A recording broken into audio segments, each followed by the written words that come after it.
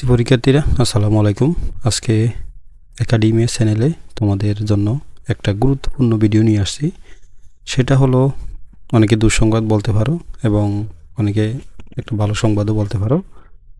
তবে অনেকের জন্য যে একটা দুঃসংবাদ সেটা হলো এখন থেকে আর চাইলে তুমি নকল করতে পারবে না। চলো একটু দেখি যে নতুন শিক্ষামন্ত্রী ডক্টর আনম এহসানুল হক মিলন কি বলছে নকল করার বিষয়ে। আসলে করতে পারবা কি পারবা না, কোনো সুযোগ নেই। চলো একটু দেখে আসি। দেখো, এসএসসি ও সমান পরীক্ষা 2026 সুষ্ঠু, স্বচ্ছ ও নকলমুক্ত করতে কঠোর নির্দেশনা। শিক্ষা এবং প্রাথমিক ও গণশিক্ষামন্ত্রী ডক্টর আনম এহসানুল হক মিলন। অর্থাৎ 2026 সালে যারা এসএসসি পরীক্ষা দিবা তোমরা নকল করার তোমাদের কোনো সুযোগ নেই। অতএব তোমাদের পড়াশোনা করেই তোমাকে পরীক্ষার হলে যেতে হবে। এমনকি তোমাদের বোর্ডেও সার্চ করা হবে। পরীক্ষায় নকল বের করা তো সেটা অনেক দূরের কথা, এমনকি অ্যাবসেন্ট করারও সম্ভাবনা থাকবে।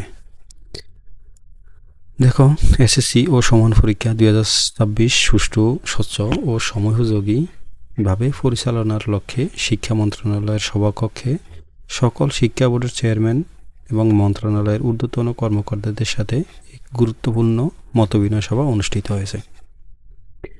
সভায় প্রধান অতিথি হিসেবে উপস্থিত ছিলেন মাননীয় শিক্ষা এবং প্রাথমিক ও গণশিক্ষামন্ত্রী ডক্টর আনম এহসানুল হক মিলন এবং বিশেষ অতিথি হিসেবে উপস্থিত ছিলেন শিক্ষা ও প্রাথমিক ও গণশিক্ষা প্রতিমন্ত্রী ববি হাজ্জাজ।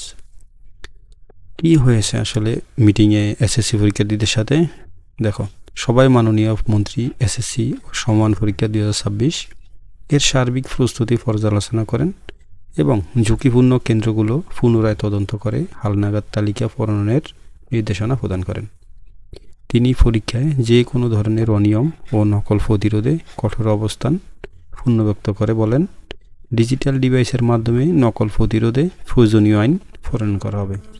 অর্থাৎ ডিজিটাল ডিভাইস সেটা হলো WhatsApp, Facebook, Messenger, otherwise YouTube, অর্থাৎ সোশ্যাল মিডিয়া সম্পর্কিত, এবং যেটা হলো হার্ড কপি, অর্থাৎ তুমি কোনো কপি সাথে নিয়ে যেতে পারবে না। তারপর একটা মিটিং হয়। মন্ত্রী নির্দেশনা দেন, পরীক্ষা কেন্দ্রে প্রবেশের সময় পরীক্ষার্থীদের যথাযথভাবে বডি সার্চ নিশ্চিত করতে হবে। অর্থাৎ পরীক্ষার্থীরা যখন গেটের মধ্য দিয়ে ঢুকবে সেখানে তাদেরকে চেক করা হবে। তাদেরকে চেক করা হবে যে তাদের সাথে কোনো নিষেধাজ্ঞামূলক কোনো কাগজপত্র বা ইলেকট্রনিক্স ডিভাইস আছে কিনা, এবং শিক্ষকদের সক্রিয় ভূমিকার মাধ্যমে নকল প্রতিরোধ জোরদার করতে হবে। তিনি আরও জানান, পরীক্ষা চলাকালে কোনো সামাজিক যোগাযোগ মাধ্যম বা অনলাইন প্ল্যাটফর্মে প্রশ্ন সংক্রান্ত কোনো কন্টেন্ট আপলোড হলে সংশ্লিষ্টদের বিরুদ্ধে আইনানুগ ব্যবস্থা গ্রহণ করা হবে। অর্থাৎ পরীক্ষার আগে বা পরীক্ষা চলাকালীন কোনো সামাজিক যোগাযোগ মাধ্যম যেমন ফেসবুক, ইউটিউব, এখানে কোনো ধরনের কন্টেন্ট আপলোড করা যাবে না। ভিডিও, অডিও অথবা ইমেজ, কোনো ধরনের কন্টেন্ট আপলোড করা যাবে না। শিক্ষা এবং প্রাথমিক ও গণশিক্ষামন্ত্রী বলেছেন, মেধাভিত্তিক জাতি গঠনের জন্য পরীক্ষার সিস্টেম পরিবর্তন করতে হবে। অর্থাৎ মেধাভিত্তিক জাতি গঠন করতে হবে। অটোপাসের আর কোনো সুযোগ দেওয়া হবে না। তিনি প্র্যাকটিক্যাল পরীক্ষায় গড় নম্বর দেওয়ার প্রচলিত প্রথা থেকে বেরিয়ে এসে প্রকৃত মূল্যায়নের উপর গুরুত্ব আরোপ করেন। অর্থাৎ কোনো টিচার চাইলেই সব স্টুডেন্টদেরকে গড় নম্বর দিতে পারবে না। সেখানে মূল্যায়ন করতে হবে। মূল্যায়ন করার পর যার যে যোগ্য মার্ক পাওয়ার তাকে সেই প্রকৃত মার্কটাই দিতে হবে, যেটা আসলে খুব একটা দুঃখের সংবাদও বলা যায় এসএসসি 2026 পরীক্ষার্থীদের জন্য। এছাড়াও তিনি বলেন, এমনকি পরীক্ষা কেন্দ্রের টয়লেটেও নকল পাওয়া গেলে সংশ্লিষ্ট কেন্দ্রের কর্তৃপক্ষকে দায়ী করা হবে।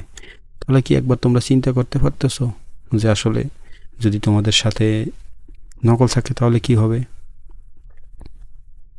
যেহেতু ওয়াশরুমে পর্যন্ত নকল পাওয়া গেলে কর্তৃপক্ষকে দায়ী করা হবে।